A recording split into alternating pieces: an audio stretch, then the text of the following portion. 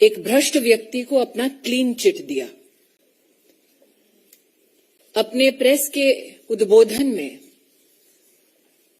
उन्होंने ये घोषणा की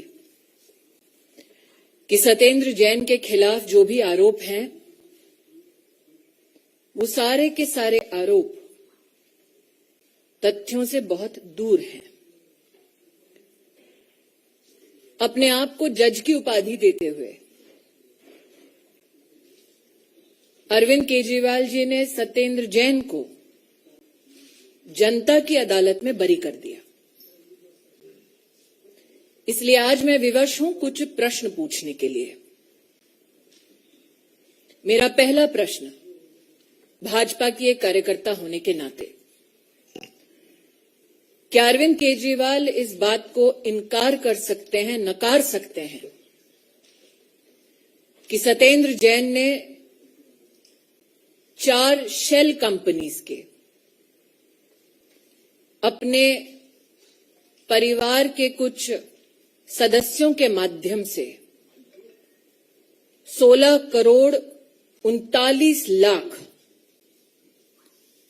56 शेल कंपनीज के माध्यम से हवाला ऑपरेटर्स के सहयोग से साल 2010 से लेकर साल 2016 तक, साल 2010 से लेकर साल 2016 तक मनी लॉन्ड्रिंग की? मेरा दूसरा प्रश्न, केजरीवाल जी, क्या ये सत्य है कि सत्येंद्र जैन ने स्वयं डिक्लेयर किया कि उन्होंने मनी लॉन्ड्रिंग की 16 करोड़ 39 लाख की इनकम डिस्क्लोजर 2016 के अंतर्गत, जिसके माध्यम बने अंकुश जैन और वैभव जैन साल 2016 में? केजरीवाल जी, क्या यह सत्य है कि principal commissioner of income tax ने इस बात को रिजेक्ट किया कि 16 करोड़ 39 लाख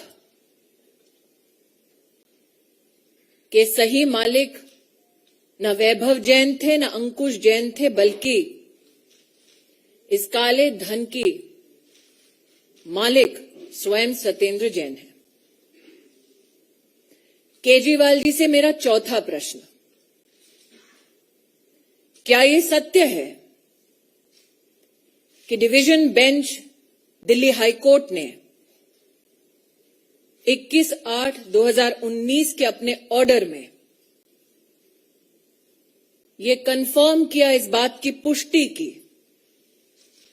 कि सत्येंद्र जैन केजरीवाल जी के न सिर्फ सरकार में मंत्री, उनके परम मित्र, उनके सहयोगी ने मनी लॉन्ड्रिंग की 16 करोड़ 39 लाख की?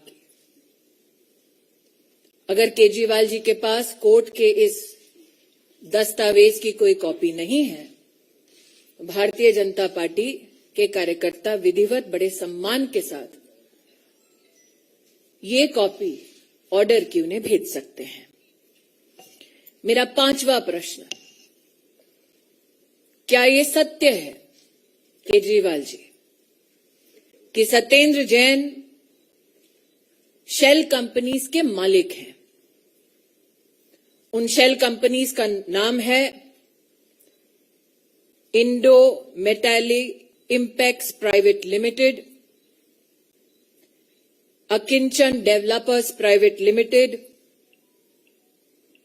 प्रयास info solutions private limited, Mangal Yatan projects private limited. और ये कंपनियां वो अपनी धर्मपत्नी जी के साथ शेयर होल्डिंग के माध्यम से कंट्रोल करते हैं। एक और company J J ideal estate limited, इसमें majority share holding Satyendra Jain की उनके परिवार की, उनकी धर्मपत्नी की, जिसको कल केजरीवाल जी प्रेस के माध्यम से ढांढस बंधा रहे थे कि भाभी जी डरने की जरूरत नहीं है। ये केजरीवाल जी के शब्द थे। क्या ये सत्य है? मेरा छठा प्रश्न कि सत्येंद्र जैन ने 200 बीघा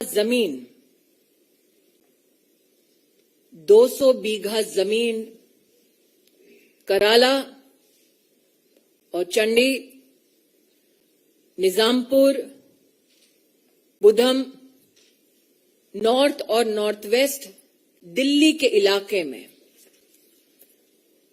अनऑथराइज्ड कॉलोनीज के संदर्भ में इस काले धन के माध्यम से 200 बीघा जमीन का मालिकाना हक इन शेल कंपनियों के माध्यम से क्या सत्येंद्र जैन की ओनरशिप में, बेनिफिट में आया? मेरा सातवां प्रश्न, क्या यह सत्य है कि जो 200 बीघा की जमीन है वो उन अनऑथराइज्ड कॉलोनीज के आसपास है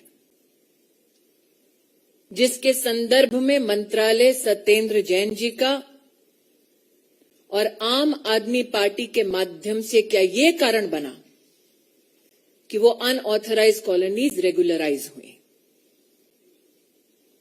मेरा आठवां प्रश्न, केजरीवाल जी क्या ये सत्य है कि सत्येंद्र जैन आज प्राइम अक्यूज्ड हैं चार्जशीट में प्रिवेंशन ऑफ करप्शन एक्ट के तहत? मेरा नौवां प्रश्न, केजरीवाल जी क्या ये सत्य है कि 16 करोड़ 39 लाख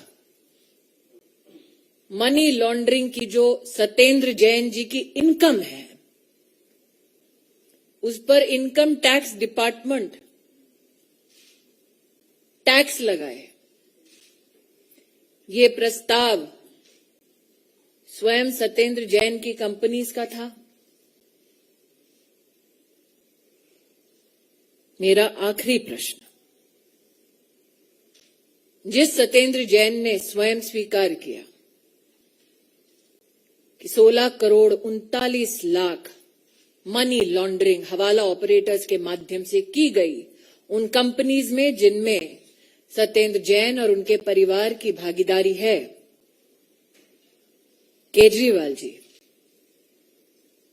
क्या वो व्यक्ति आज भी आप द्वारा संचालित सरकार का मंत्री बना रहना चाहिए? कल केजरीवाल जी ने अपने प्रेस के वक्तव्य में कहा, भ्रष्टाचार मतलब देश के साथ गद्दारी। केजरीवाल जी, विनम्रता से मेरा अंतिम सवाल, बिल्कुल फर्जी केस है। हमारी बिल्कुल कट्टर ईमानदार सरकार है, कट्टर ईमानदार पार्टी है। हम एक पैसे का भी भ्रष्टाचार ना करते हैं और ना बर्दाश्त करते हैं। जैसे अभी आपने पंजाब में देखा, एक मंत्री की ऑडियो रिकॉर्डिंग ही थी और उसके आधार के ऊपर किसी भी एजेंसी को नहीं पता था, किसी मीडिया वाले को नहीं पता था, किसी विपक्ष को नहीं पता था। हम चाहते तो दबा देते, लेकिन हमने खुद उस मंत्री के खिलाफ एक्शन लेके उसको गिरफ्तार करा दिया। ऐसे ही 5 साल पहले दिल्ली में हुआ था, हमारे एक मंत्री की मेरे पास ऑडियो रिकॉर्डिंग आई थी, मैंने उसे मंत्रालय से भी बर्खास्त किया और सीबीआई को सौंप दिया। तो हम एजेंसीज की वेट नहीं करते कि किसी दिन एजेंसी, हम तो खुद ही एक्शन लेते हैं। लेकिन हम ये भी देखते हैं कि बहुत सारे जो केंद्रीय एजेंसीज एक्शन लेती हैं वो राजनीति से प्रेरित होते हैं। तो सत्येंद्र जैन जी के इस केस को मैंने खुद पर्सनली सारा स्टडी किया है।